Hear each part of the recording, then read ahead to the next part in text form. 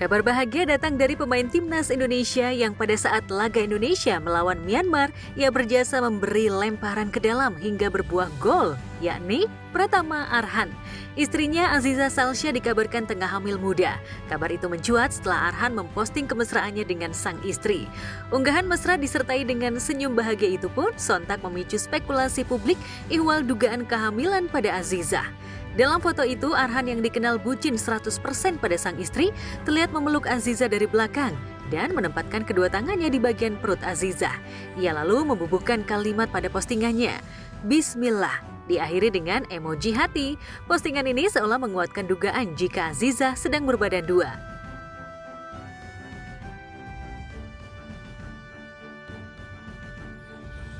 Di tengah spekulasi yang beredar, tak sedikit yang membubuhkan komentar doa untuk kebahagiaan Arhan dan Aziza, terutama datang dari fans keduanya. Tapi tak sedikit pula yang menghubungkan hubungan Aziza dengan isu perselingkuhan dengan Salim Noderer, mantan kekasih Rahel V-nya. Tak pelak komentar bernada nyeleneh pun banyak membanjiri komentar pada postingan ini. Banyak kali ya masih ada komen-komen di luar sana atau DM-DM, tapi saya pribadi saya tidak terlalu menanggapinya. So far sih berita di luar ini tidak mempengaruhi apa-apa ya bagi saya dan Arhan, jadi tidak terganggu sama sekali dengan berita-berita yang sudah keluar di media.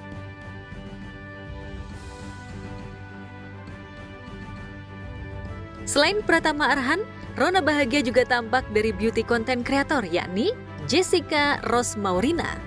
Melalui akun media sosialnya, ia memposting kemesraannya dengan striker andalan timnas Indonesia di Piala AFF 2024, yakni Hoki Caraka. Jessica bahkan seringkali memamerkan kemesraannya dengan Hoki dalam sejumlah momen indah, seperti makan malam romantis, jalan-jalan, bahkan saat ia memberi dukungan langsung ketika Hoki Caraka membela timnas Garuda.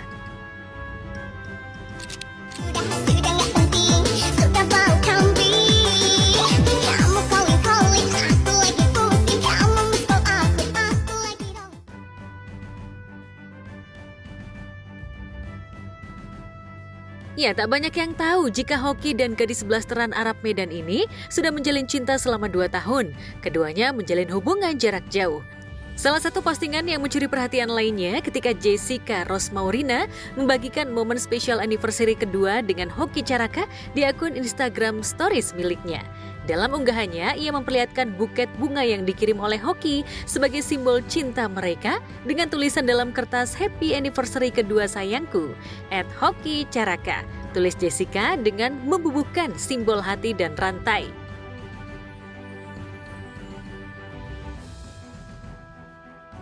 Di tengah kabar bahagia istri pemain timnas Indonesia Pratama Arhan, Aziza Salsya yang dikabarkan tengah hamil, dan getar-getar asmara striker Hoki Caraka dengan beauty content creator Jessica Rosmaurina.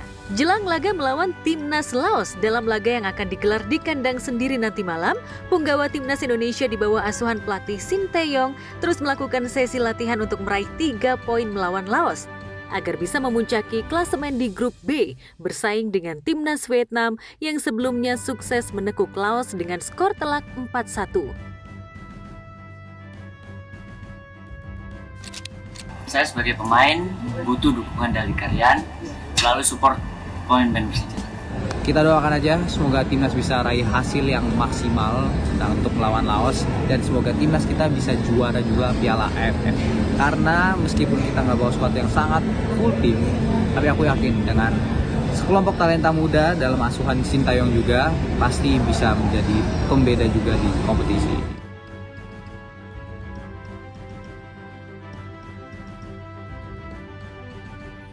Pada sesi pemusatan latihan kali ini, STY memilih Pulau Dewata Bali, tepatnya markas klub Bali United sebagai pusat latihan punggawa timnas ketimbang Jakarta. Karena fasilitas milik Bali United Training Center terbilang lengkap dengan area seluas 30 hektar dan memiliki fasilitas yang berstandar FIFA, baik dari sisi lapangan yang luas hingga fasilitas gym.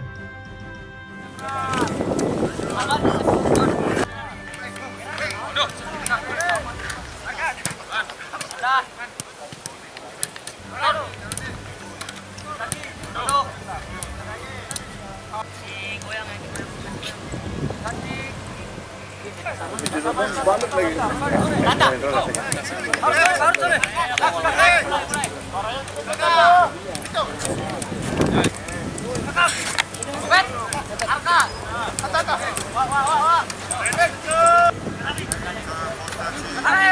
오늘 훈련은 우리 선수들 좀 체력적으로 오전에는 웨이트를 했고 오후에는 필드에서 좀 체력적으로 훈련을 할 것입니다.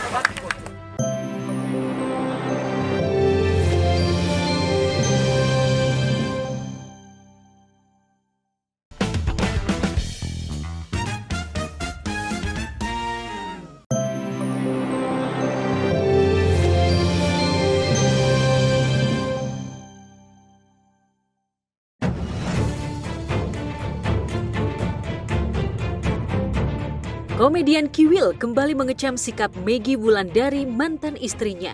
Terus-terusan dituding tidak mampu menafkahi anak. Emosi Kiwil kembali meluap. Kiwil berang lantaran di media sosialnya Maggie seolah sengaja menggiring opini publik bahwa dirinya adalah ayah yang tidak bertanggung jawab, khususnya terhadap 3 anak yang kini berada di bawah asuhan Maggie.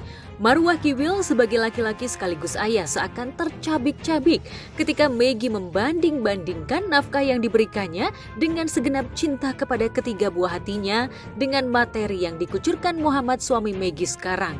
Setelah Kiwil dan Fenty tampil di sebuah acara talk show, Maggie auto menyebut bahwa selama 4 tahun bercerai, Kiwil hanya beberapa kali transfer uang untuk masing-masing anak yang jumlahnya tidak sampai jutaan rupiah. Terlalu lebay. Emang kalau marah bisa selesai?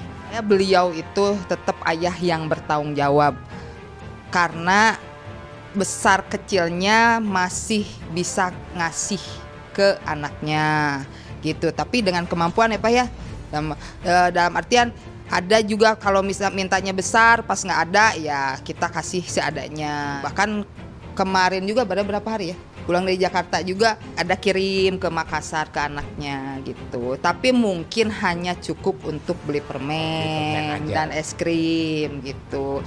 Santai aja Pak ya menyikapi anak-anak, karena gini, anak-anak udah mulai besar. Intinya anak-anak itu minta sesuai kebutuhan anak-anak aja. Kalau misalnya ya nggak ada bensin, alhamdulillah Pak ya nggak ada pulsa gitu. Ya ini dikirimin walaupun sedikit ya alhamdulillah, itu nggak jadi beban buat saya. Kadang papanya susah ditelepon, mereka ke saya mau minta ini ya saya kirim dengan semampunya. Saya Selalu. kirim. Jadi Bahkan enggak saya selalu. Saya sendiri yang ngirim. Kalau urusan keuangan ke anak-anak, biasanya yang, anak yang di Makassar, anak yang di sini saya yang kirim terus. Disebut Maggie hanya mentransfer uang ratusan ribu selama setahun. Kiwil tak membantah, tapi tak juga membenarkan tudingan Maggie itu. Namun, firasat Kiwil mengatakan bahwa anak-anaknya tertekan tinggal bersama Maggie dan Muhammad di Makassar. Mereka seakan rindu tinggal serumah bersama ayah yang mereka cintai. Jadi kalau bahasa orang baik, ketika dari bayi saja dia sudah menangis tinggal di bapaknya, sampai dia umur sampai 5, 6, 7 tahun itu masih merasakan, dan itu tidak akan pernah hilang. Dan sejarah masih kecil itulah yang akan tetap melekat di hati anak-anak. Saya orangnya lebih enak, udah nggak usah banyak ngomong, jalanin hidup. Hidup itu nggak perlu diomongin tapi dijalanin gitu. Pak mau minta uang kuliah, pindah ke Bandung, kuliah di Bandung. Karena cita-cita beliau anak-anaknya semua pengen di Bandung. Pengen di Bandung, kuliah di Bandung, kehidupannya di Bandung, dengan pola-pola di Bandung gitu ya Pak ya? Kalau dulu kan waktu masih bersama kan anak Pak mau kesini berangkat, Pak mau ini beli. Saya anggap bukan kesulitan, tapi ini bagian dari sebuah perjalanan aja. Dan saya juga berharap mudah-mudahan suatu saat nanti bisa ketemu, bisa bersama sama anak-anak. Dalam sebuah acara, Kiwil yang nampak tegar dan tegas saat menyikapi komentar Maggie mendadak melankolis kala bicara soal anak-anaknya. 4 tahun terakhir, Kiwil kehilangan momen penting yang didambakan setiap orang tua, yaitu melihat perkembangan anak-anaknya. Keinginan Kiwil untuk berjumpa dengan semua anak-anak kandungnya dengan mengundang mereka ke pesta pernikahan anak sambungnya beberapa waktu lalu tak bisa terwujud lantaran Maggie kabarnya melarang anak-anaknya untuk menjalin silaturahmi dengan ayah dan keluarga ibu sambungnya. Padahal, layaknya suami istri yang bercerai, Kiwil berharap Maggie tidak mempersulit komunikasinya dengan anak-anak karena Muhammad tidak bisa menggantikan posisinya sebagai ayah kandung pewaris nasab. Semua anak-anak saya itu tahu siapa bapaknya. Bapaknya itu ya gudangnya kasih sayang. Mesya, Rifki, Al, Aura, Rizky, Rizka, Razwil, Reza itu tahu bapaknya itu gudang kasih sayang. Jadi kalau mustahil buat saya itu anak saya untuk bisa membenci saya. Kerinduan ini udah nggak bisa saya ungkapkan dengan peribahasa apapun ya. Tapi yang pasti kalau saja diizinkan air mata saya ini udah darah semua gitu loh. Udah nggak kuat saya nahan kerinduan saya sama anak-anak saya gitu loh. Bahkan di telepon pun saya bukan berarti ini semakin lama semakin sakit saya. Karena cuma hanya dapat suara tanpa bisa harus meluk. Ya, di usianya yang mendekati 53 tahun, rasanya wajar bila Kiwil ingin lebih sering menghabiskan waktu dengan anak-anaknya. Tak cuma dengan ketiga buah hatinya bersama Maggie, tapi juga dengan keempat darah dagingnya bersama Rohimah, mantan istri pertamanya. Jika ada syuting di Jakarta, Kiwil berusaha menyempatkan diri untuk bertemu dengan keempat anaknya yang kini tinggal di Depok bersama Rohimah. Cuman anak saya yang laki ini, yang si Awil, emang rada-rada agak sakit hati ya, bukan sakit hati benci bapaknya, enggak gitu. Maksudnya Awil gini, maaf Bang Kiwil nih ya, ini tinggal Awil doang nih Bang Kiwil yang sekolah. Dari dia masuk SMA, dari dia lulus SMP, hanya saya doang yang nongol. Pas dia masuk SMA, sama sekali dari pertama awal masuk sampai sekarang Bang Kiwil nggak pernah nyetor muka. Jadi bukan anak-anak yang deket Bang Kiwil sendiri yang menjauhkan ke anak, yang menjauhkan diri Bang Kiwil sama anak-anak. Setiap hari sambil berdoa tuh walaupun dalam keadaan duduk mikir, ya Allah, kumpulkan ya Allah anak-anak saya di sini. Selesaikan ya Allah biar saya bisa hidup tenang. Istri juga nggak punya beban pikiran kepada saya gitu loh. Meski tengah berjuang melawan penyakit diabetes, Kiwil mengaku masih sanggup menafkahi semua anak-anaknya. Jadi kondisi masih dalam perawatan ya. Masih minum obat ya, nunggu sampai darah turun ya. Normal lah, gula darahnya normal lah kayak gitu. Jadi kalau ibunya nggak sanggup, bantuin aja. Udahlah, sama saya aja lah sama ini. Meski belum menjalin silaturahmi yang baik dengan Rohimah, hubungan Kiwil dengan mantan istri pertamanya itu tidak sepanas hubungannya dengan Maggie. Rohimah yang mendampingi Kiwil dari nobody menjadi somebody, seolah tahu benar karakter asli Kiwil yang pada dasarnya bertanggung jawab. Bahkan wanita yang pernah menikah dengan pria Turki ini saling mendukung dan menguatkan dengan Kiwil. Rohimah yang tidak sekuat dulu karena mengalami patah tulang kaki tetap semangat berjualan demi menghidupi anak-anaknya karena ia tidak mau bergantung pada Kiwil.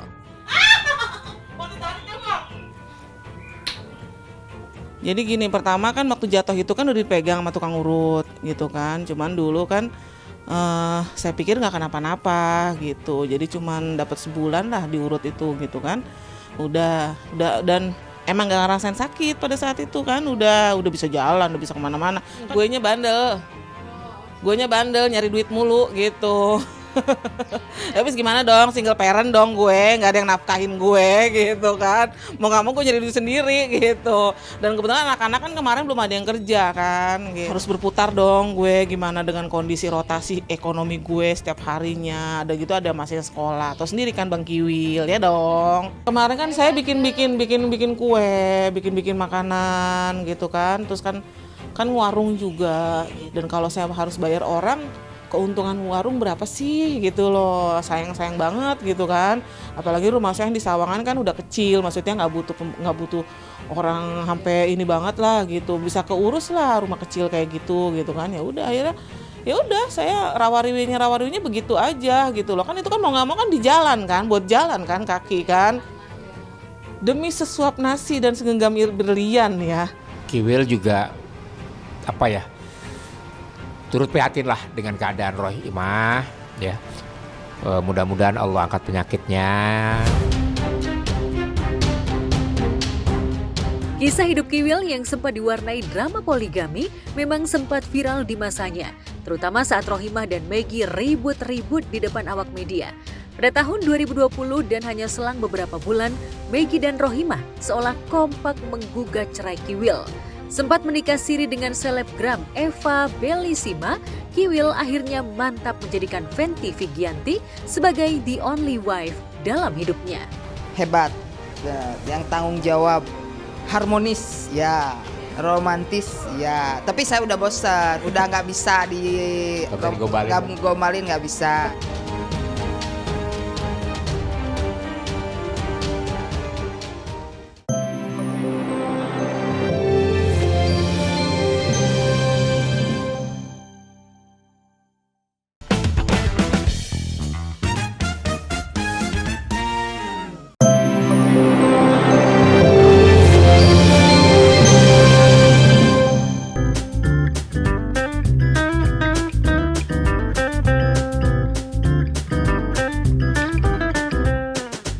Di balik persiapan punggawa timnas, ada kejutan menarik dari PSSI.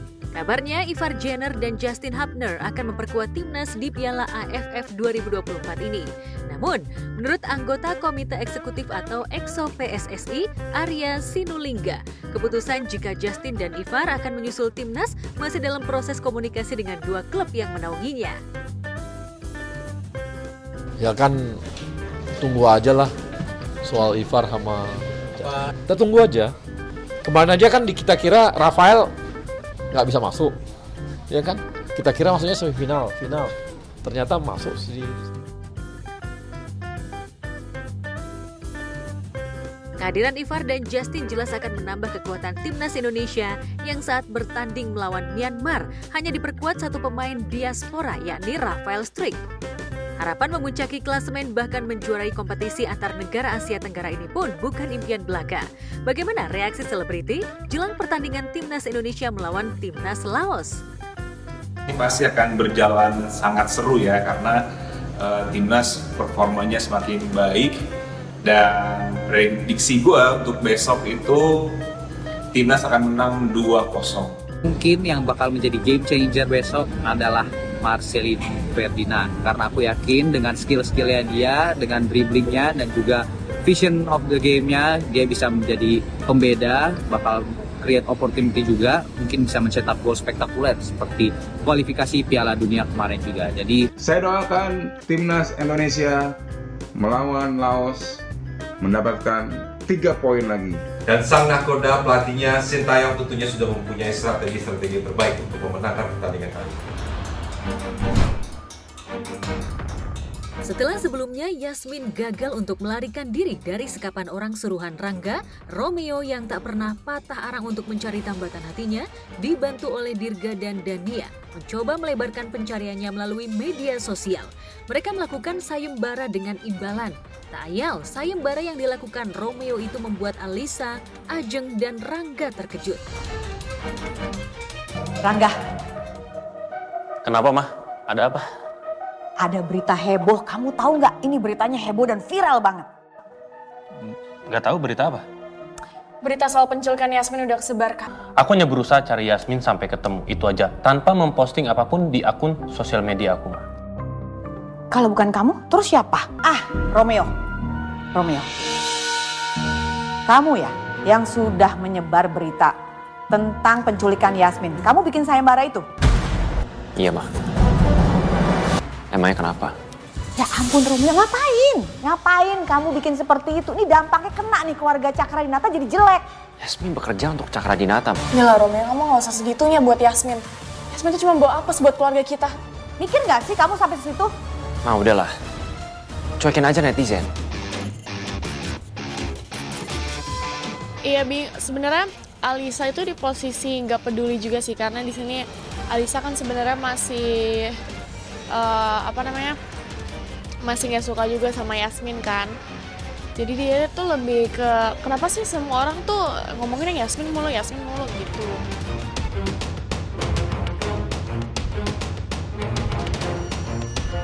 Tentu saja penculikan Yasmin ini dimanfaatkan Rangga untuk membongkar siapa sebenarnya sosok Romeo. Salah satunya Rangga akan membongkar jika Romeo adalah anak Heru yang merupakan eksekutor pembunuhan orang tua Yasmin.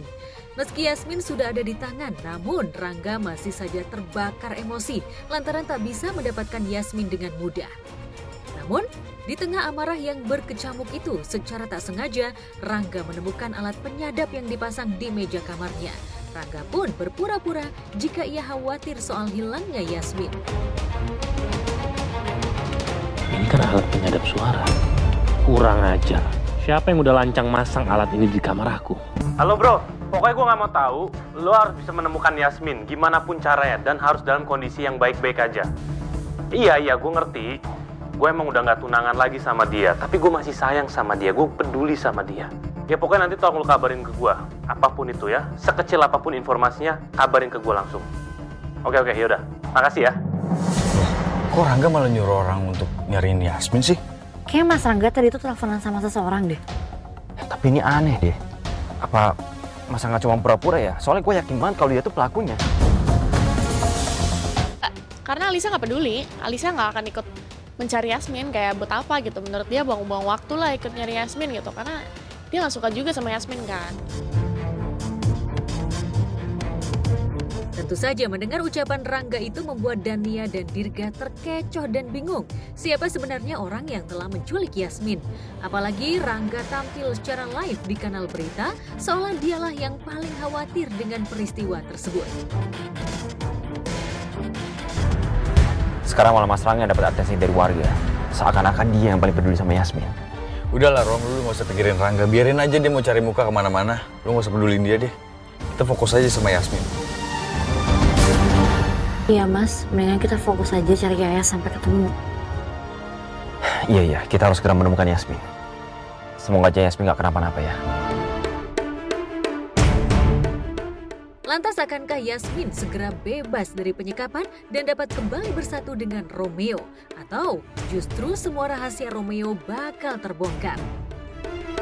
Akan menikahi orang yang sudah membunuh anaknya itu yang sudah membunuh papanya dari si Romeo yang sudah membunuh ayahnya Yasmin.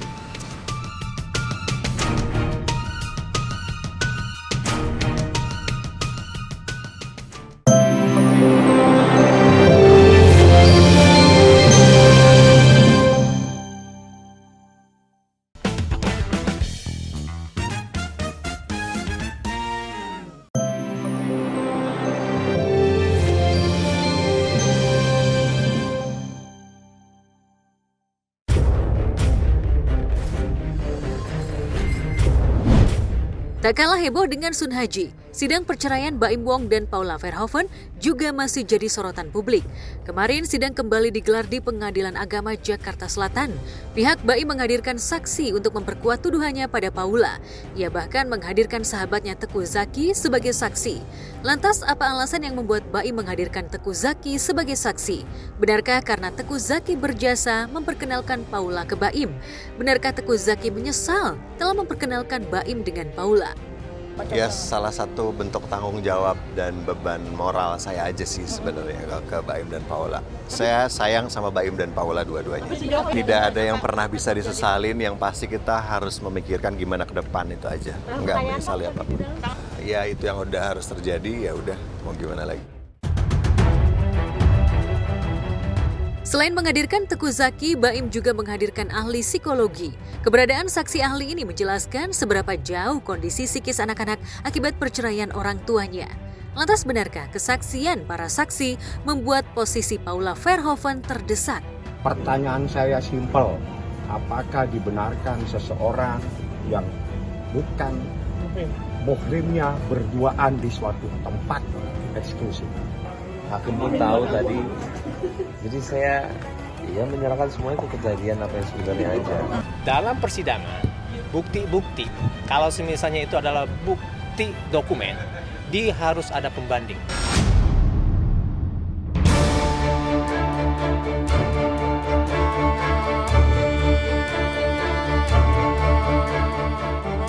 Paula Paula sendiri memang tidak hadir pada sidang kemarin. Melalui kuasa hukumnya, wanita yang sudah 6 tahun menemaninya hingga dikaruniai 2 anak ini mencurahkan isi hatinya soal kesulitannya bertemu kedua buah hatinya. Lantas, bagaimana reaksi Baim Wong? Paula tuh sulit bersama anak-anaknya dalam kurun waktu 2 bulan ini gitu ya. Kadang-kadang saya yang disalahkan, saya yang dibutuhkan, cuma saya bingung menjelaskannya bagaimana. Orang yang bertanggung jawab sih kalau untuk saya, orang yang bertanggung jawab, orang yang berani dan punya sikap. Itu yang paling penting.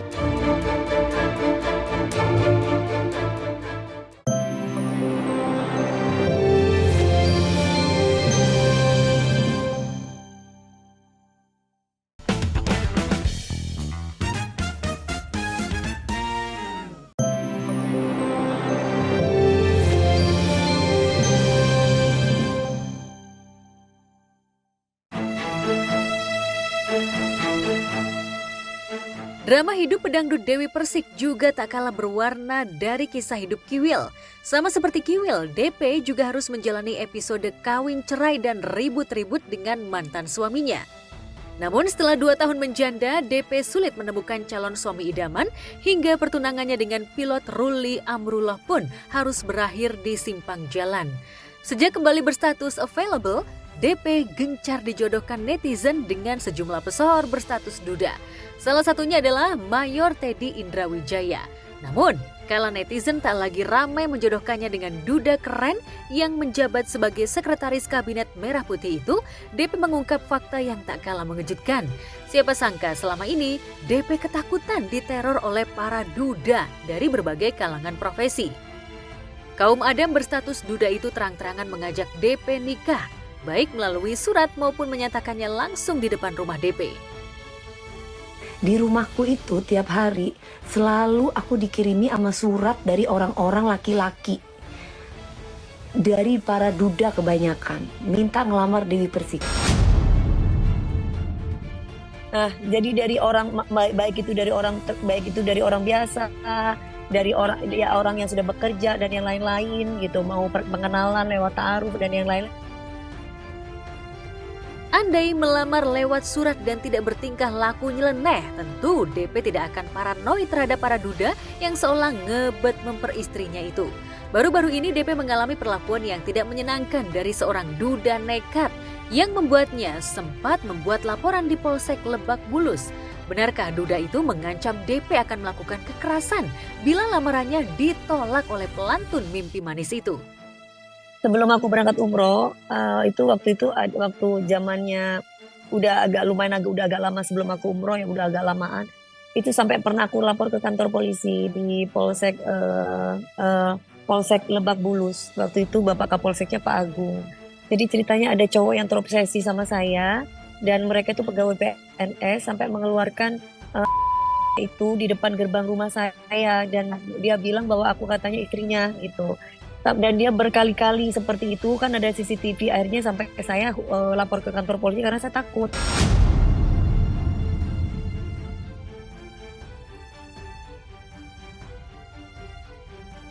Sejak cerai dari Angga Wijaya, DP memang autoselektif dalam mencari pendamping hidup baru.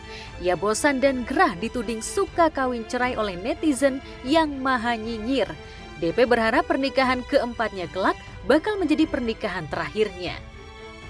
Aku dari dulu tidak pernah meminta jodoh aku seperti apa, Mbak. Aku dari dulu minta jodohku yang soleh. Jadi kalau laki-laki itu soleh, otomatis dia tahu akan tanggung jawab. Dia bisa membawa aku jadi wanita yang soleha.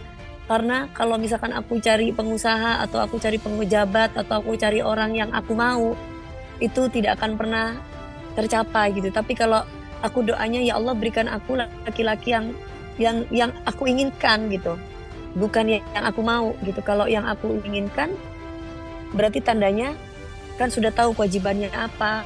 Aku nggak, semua dari Allah, pokoknya yang terbaik.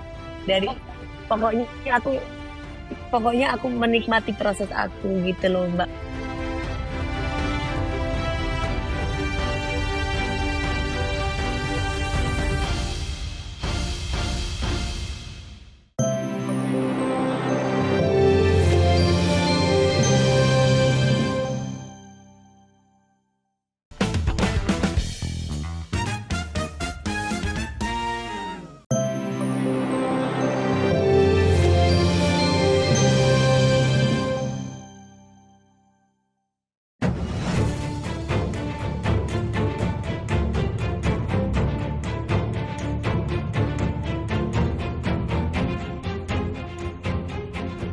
Sun Haji, penjual es teh viral yang diolok-olok dai kondang Gus Miftah, kembali mencuri perhatian warganet.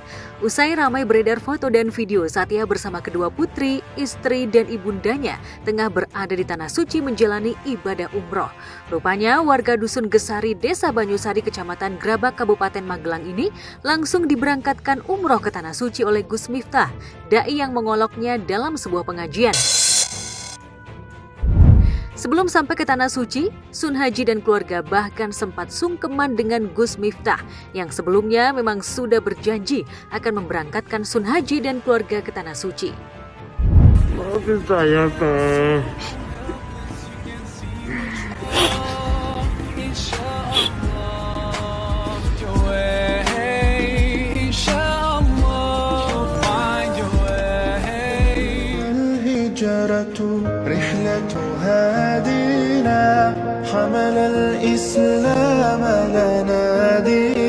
Apakah Gus Miftah salah? Iya. Ya. Tapi jangan lupakan bahwa dia juga pernah berbuat kebaikan. Udah gitu aja. Memang tak pernah terbayangkan sebelumnya oleh Sun Haji jika ia akan pergi ke Tanah Suci lengkap dengan keluarganya. Berkat video viral diolok-olok itu, Sun Haji benar-benar ketiban rezeki. Tapi sayang, efek Sun Haji viral justru memunculkan masalah mental yang mulai menjangkiti sebagian besar penjual es teh bakulan di acara pengajian. Tahu Sun Haji banjir saweran di jagat maya, viral video yang menunjukkan puluhan hingga ratusan pedagang bakulan antri memadati pengajian yang diisi dai muda tak kalah kondang dari Gus Miftah, yakni Gus Ikdam. Gus Ikdam bahkan kewalahan harus memborong satu persatu penjual es teh karena terus merangsek ke dekat panggung. Anak sekolah berarti 2 tahun lagi kan? Bakul SR diborong teko kabeh sak donya. Sejak video itu ramai, sebagian warganet baru tersadar jika selama ini penjual es teh di pengajian terbiasa ngantri hilir mudik di pengajian. Mereka umumnya berharap belas kasihan agar dagangannya diborong. Cerita keprihatinan mental meminta belas kasihan itu bahkan diutarakan seniman dan budayawan Sujiwo Tejo pada sesi talk show. Sekarang Gus Ikdam beredar, pengajiannya diserbu oleh OSSST. Minta diborong. Gimana? Saya setuju sama Felix Xiao. Mereka bukan jualan, mereka minta dikasihani. Minta diborong. Ayo kita jujur-jujuran. Dan saya yakin netizen yang ngebela ini apa ngebela ST? Enggak yakin. Netizen cuma gak seneng aja sama Gus Miftah karena mungkin gaya. Ya memang itulah Gus Miftah dari dulu kayak begitu. Cuman sekarang dengan jabatan yang barunya pasti lebih disorot. Keprihatinan dampak atas viralnya Sun Haji yang kemudian melahirkan banyak penjual es teh dadakan yang meminta belas kasihan untuk diborong. Sebelumnya juga sempat disuarakan dai muda Ustadz Felix Xiao di kanal video berbagi milik Deddy Corbuzier. Tapi hati-hati juga, jangan sampai perlakuan kita ke orang-orang ini justru menimbulkan masalah baru. Ya tukang ST yang susah kayaknya bukan dia doang. Nah itu, nanti akan ada banyak orang-orang yang merasa dirinya lebih susah dan lebih perlu bantuan, dan pasti lebih banyak perlu bantuan yang datang ke dia. Fenomena maraknya mental meminta belas kasihan juga banyak dihubungkan dengan cara selebgram atau konten kreator yang latah mengumbar kesedihan dan kesusahan demi mengisi konten di sosial media milik mereka. Belakangan, nama Clara Sinta yang sempat mengunggah percakapan melalui video call dengan Sun Haji di akun miliknya bahkan tengah dicari sebagian warganet karena isi percakapannya syarat mengeksplorasi kesedihan hingga pertanyaan-pertanyaan yang diajukannya saat sesi video call dengan Sun Haji dinilai cenderung mengarahkan, terutama agar Sun Haji seolah merasakan perasaan sakit hati dan kecewa berat. Tapi postingan berupa komentar hingga menyebut Clara Sinta sebagai biang kerok itu pun ditanggapi beragam. Sebagian malah menyebut Clara Sinta berjasa atas diangkatnya derajat wong cilik seperti Sun Haji. TikTok aku lagi ramai banget, Instagram semuanya segala macam. Ya Allah. Tapi terima kasih ya, karena itu dukungannya banyak banget loh, support aku banget. Ini negara hukum, jadi kalau memang dinilai Clara ini merugikan Gus Miftah, alangkah baiknya lewat jalur hukum aja. Saya kira ini nggak perlu ditanggepin sih, ya. Kasusnya udah clear, Gus Miftah udah minta maaf ke penjual es teh manis dan penjual es teh manis juga udah menerima permintaan maaf dari Gus Miftah dan everything is clear, man. Menurutku ya, yang bermasalah awalnya adalah cara berpikir orang bikin konten. Karena konten ini kan sebenarnya generating money.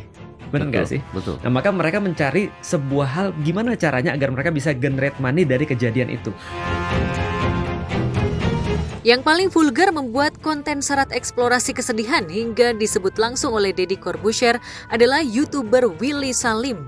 Konten Willy dipersoalkan karena begitu gamblang settingan donasinya.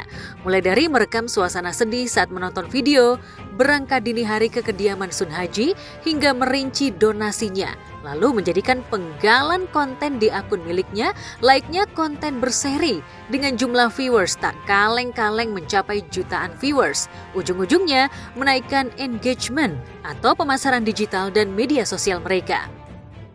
Ini aku masih pernah enak badan nih bawa obat, tapi rasanya hati aku tergerak aja gitu loh. Orang ini ketika bikin video naik di mobil Alphard, wah ini jam 1 pagi, saya harus jalan sekarang. Saya belum tidur, badan agak demam, saya makan dulu, lagi kedinginan, saya demam nih, tapi saya harus ke sana. Kayak jam 1 pagi juga gue jalan lagi demam gitu maksudnya. Tapi kan itu nggak bisa dikontenin. Cara donasi Willy kontras dengan cara Reza Arab saat menyumbang korban kabut asap di Kalimantan tengah tahun 2019. Ia menyumbang dengan cara transfer dan sama sekali tidak dibuat konten. Ia baru tersadar ketika siaran live ada salah satu followersnya yang mengaku korban bencana yang pernah menerima sumbangan dari Reza Arab. Menurut saya salah satu penerima hasil donasi Bang Arab pas zaman kabut asap di Kalteng. Pernah lo, ingat? Sikap Reza Arab yang tak berusaha mengeksplorasi kesedihan dan kesusahan sebagai konten mendapat banyak pujian warganet. Padahal membuat konten yang mengeksplorasi kesedihan juga bisa jadi bom waktu. Seperti kasus Baim Wong yang gemar bagi-bagi hadiah. Secara tiba-tiba ia jadi sasaran sebagian orang yang datang langsung ke rumahnya meminta belas kasihan. Lantas, bagaimana selebriti menilai cara para konten kreator dan fenomena maraknya orang meminta belas kasihan ini? Di Indonesia yang dijual sekarang yang termasuk yang paling laku adalah kesedihan. Setuju. Kesedihan dijual, kesengsaraan dijual. Maka sampai-sampai ada beberapa content creator yang kita tahu ada orang-orang yang merasa dirinya susah perlu dibantu datang ke rumahnya. Betul. Pada satu titik terus kemudian dia nggak melihat sebuah humbleness kepada orang-orang yang minta bantu ini, akhirnya dimaki kan gitu kan ya. Wah parah nih orang Indonesia nih mentalnya gimana sih? Minta-minta nggak bener. Masa aku diripotin terus dan segala macam. Padahal dia creating. Lu yang buat. Lu yang buat dengan seluruh segmentasi pasar itu. Nah,